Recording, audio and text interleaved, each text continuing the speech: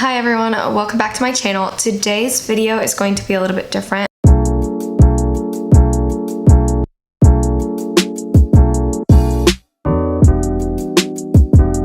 Going to be a freshman in college this next year, and I've already been through the entire college application process myself. I was also a first generation in the US, meaning my parents got their college degree in a different country, so they didn't really know how the process worked here. So I had to learn it by myself with the help of a whole group of people that my parents actually paid to help me out a little bit. So I'm very grateful that I got to do that, but I'm very aware that a lot of people don't even have that resource given to them. So today I just wanted to make this video to hopefully help you guys out. So I'm going to kind of teach you guys a little bit of the basics today, and let's get into it. First thing you should know, there's 3 platforms, or I guess we could say 2, that are the most common. Coalition for College, or My Coalition previously known as, but they're changing it up and they're making it all annoying, and I hate that platforms change the way they do things all the time.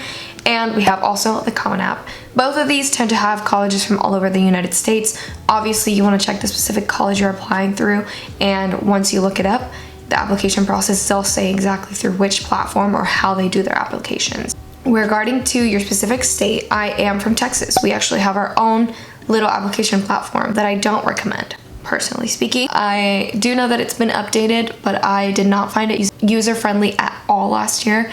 So if I were you and I would stick to the Common App and My Coalition. They're just easier, more user-friendly processes to use. So something important you need to keep in mind when applying to college, whether you're, still a junior or if you're actually applying on August 1st, is that the transcript that matters is the one as of the end of your spring semester of junior year. Meaning they're going to admit you or deny you based on that transcript. They're not really going to be waiting until December to look at your senior year first semester transcript.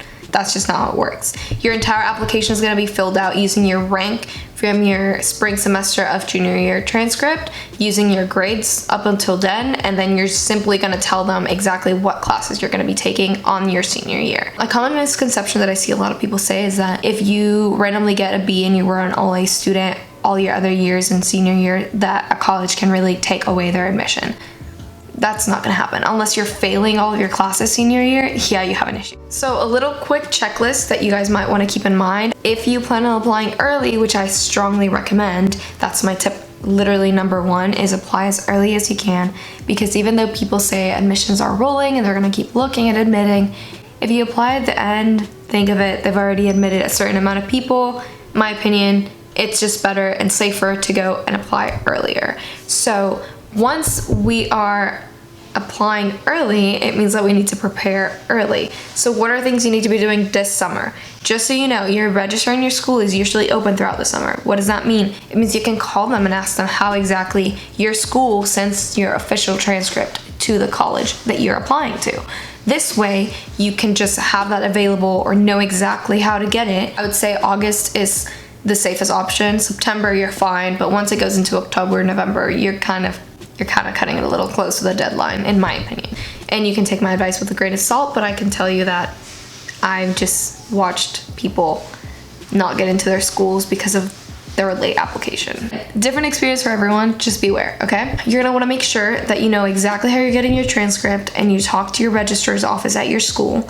That way you can get that really quickly and have it ready to go, because once August 1st hits, your counselors, your registrar's office, your teachers are all gonna be extremely, extremely annoyed and busy with letters of rec, transcripts, all these little things that they're just gonna have to be dealing with your entire class, not just you, your entire class. So the earlier you do it and the earlier you communicate to them, the better. Second thing that's really important, letter of recommendations. I would personally recommend that you get 2 from teachers, meaning I would go, if you're an athlete, I would get one from your coach, and then I would get one from an academic teacher. Whatever it is that you think is the most beneficial, but also try to remember that you don't want them to be writing a generic and robotic letter. You want somebody who actually knows you and has a relationship with you. A letter of rec written as a little template is not gonna do much for you. A letter of rec written by someone who cares about you, knows you, and has good things to say about you, that's what's gonna have you in a better and different place than the millions of people applying to college this year. Apart from those 2 letter of recs from your teachers, I would also go ahead and ask your counselor's office how they do counselor recommendations. Sometimes scholarships or even some schools require you to send them a counselor specific letter of rec. Those are never really going to be a very personalized letter of recs, but try to ask ahead and know how that's being done. I would go ahead and ask that right now. The rule of thumb at my school was to do it at least 2 weeks before, but that would mean to me that I would let them know a month ahead, whether it was an email, but I would personally do it in person if you can. And then 2 weeks before, I would be reminding them so that they know. And then obviously the day of, you're like, hey, this needs to be submitted today. Is it good? And then they'll be like, yes, or they'll be like, no. So it's always good to have a backup letter of rec. You don't need to let them know that they're a backup, but to have a backup just in case one of your teachers gets caught up in the million different letter of recs that they have to write and can't do yours on time, okay? The next thing I get asked too is, do you send your AP scores to the school, and do you send your SAT scores? Again, after the COVID situation happened, a lot of schools are not really requiring you to send them your SAT or ACT scores. However, I, again, would say to take that with a grain of salt. If you took an SAT and you got above a 1300, I would send that, period. If you got like below a 1200, maybe not. All I'm saying is the colleges say this is not gonna hurt you. But the way I see that is really, it's not gonna hurt you, but if somebody else has it, it's gonna help them. So you want to maximize all the things that are going to be in your favor, right? If you have the opportunity to bring that score to a 1300 or above, I would do it and I would send it to your school. The way you do that is you go to my College Board. On the College Board website, just showing you guys very quickly, you see this right here, SAT date and deadlines. You're gonna have all your dates or whatever, right? However, I'm obviously not needing to take the SAT anymore, so all I have to do is I go my SAT. And then once you are on there, you're gonna basically scroll down, right? And it says my scores. Obviously you can see right here, I got a 1330 on my SAT. I literally only took it once and I was done for. But that was me because I was in a situation where my rank at school had given me my automatic admission to the school I was going to. So I knew that I didn't have to worry about my SAT as much.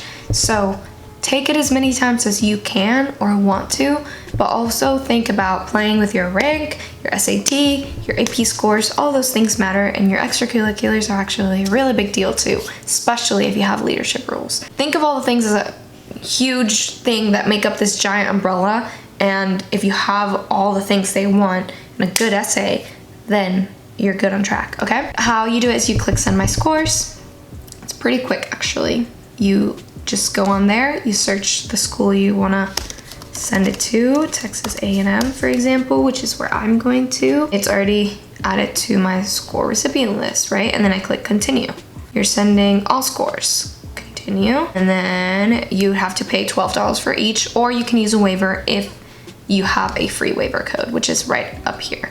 Just know that you have options for all the things. If you need help financially, there's always waiver options with your school, district, or just online in general. That's how you send your SAT scores. The way you send your AP scores is literally exactly the same. You simply just go to my AP. I actually just sent mine. I didn't send my scores until last month. You have this option, and it's on all the application portals. You put what AP exams you've taken, and you put the score you've gotten next to them. Don't think that this is a way you can cheat through and say you got a 5 when you didn't, because you're gonna send them those scores when they admit you. So don't be dumb and put something that's not true.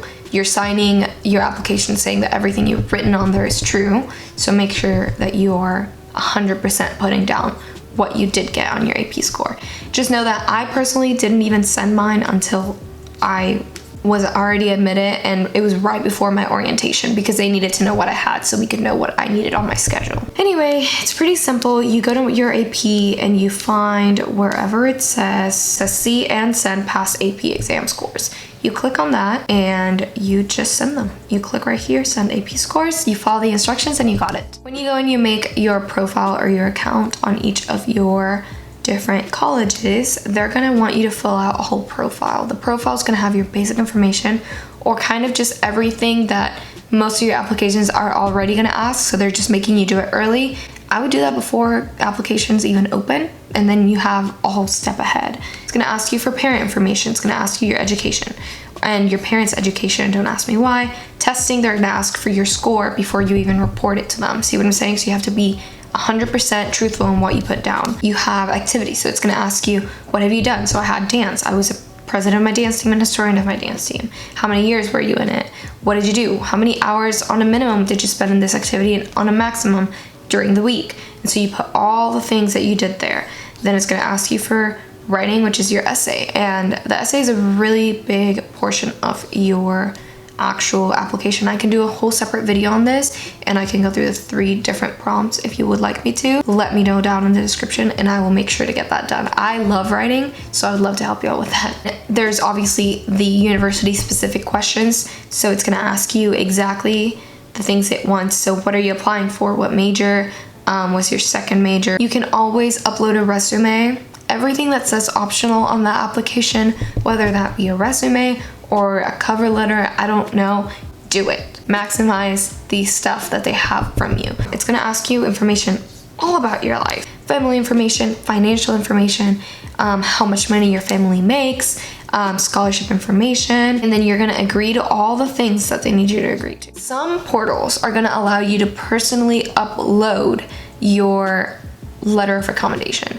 This is something that I should definitely mention because some teachers are much more concerned with the privacy of what they're writing, and others are not going to care and will just strictly and directly send it to you. It depends on who you have. All these portals and all your colleges have ways that you can send your letter of recs if they choose not to do it, sending it to you so you can upload it yourself. So just make sure that you're checking the website for the specific colleges that you're applying to know exactly if there's an email that they can send that letter of rec to. So just do whatever is easier for them. You're gonna want to make sure that your teachers are not annoyed at you if you're asking them for a letter of rec, because they're writing probably around like 50 of these throughout the semester. So make sure you keep that in mind. There's always, I believe, 3 or 4 prompts that are basically kind of similar in all the different platforms. So what I would do is I would go and compare them and find maybe one prompt that is kind of similar in all 3 or all 2 platforms that you might be looking through applying for, and write an essay based on that prompt that works for all 3 platforms. Because you never know if you're going to be applying to a college that doesn't use the Common App, they only use My Coalition and all that jazz.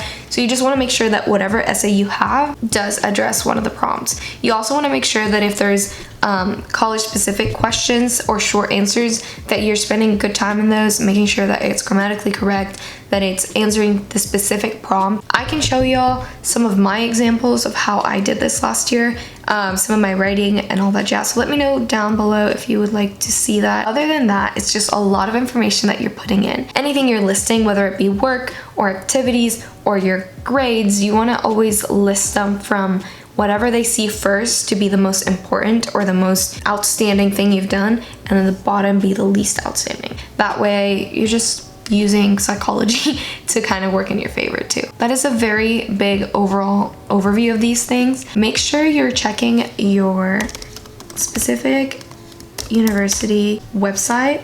That way you are 100% sure that you're doing everything completely, because you never know, there's a different portion you have to do. For example, the A&M website right here, holistic review would be basically everyone who's not in the top 10%.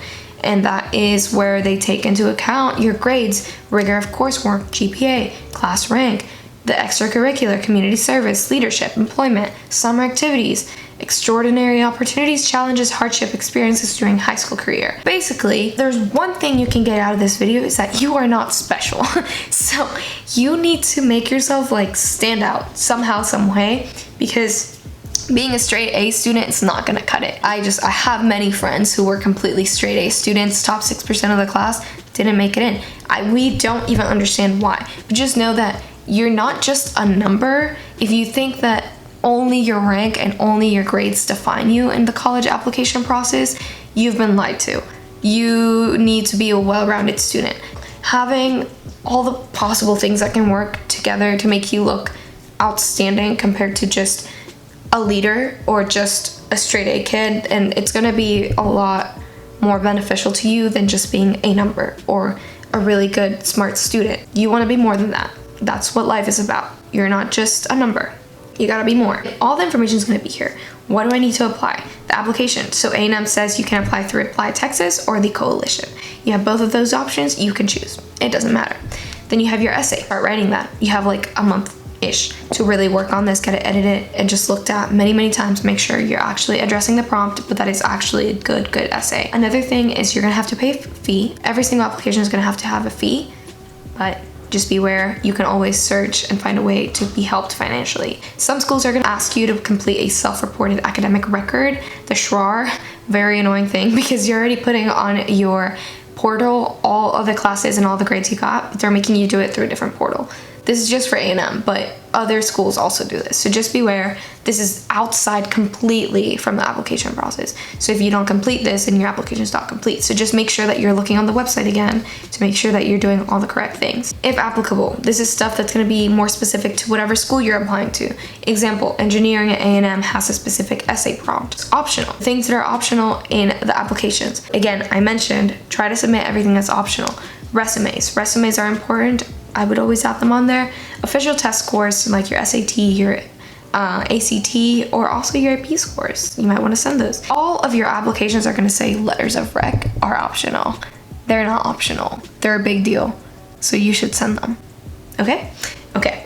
When can you apply? It gives you the deadlines, all the things. You want to make sure that you are completely organized about this process, or you are going to lose track of deadlines and time, especially depending on how many colleges you're actually applying to. If you're applying to 2, you're probably going to be okay, not stressing way too much. But if you're applying to like 5 or 10, organize yourself. Take it easy, take it one at a time, but organize yourself because it's a lot, I will tell you that. And that is a very basic, very quick, hopefully helpful little overview of the college application process in the US. If you are applying to be a freshman this next year and you have no idea what you're doing, hopefully I helped you out a little bit. If you have any more specific questions, just let me know. I'll do my best to answer it in the description and make sure that you guys understand what you're doing. If you want me to make a video more specific on the essays, I can work on that. I love writing, so I can definitely help y'all out. And subscribe to the channel because I'm gonna be a college student, so I do a lot of videos to do with college. I hope you guys enjoyed this video and it was helpful. I'll see y'all in the next video. Bye.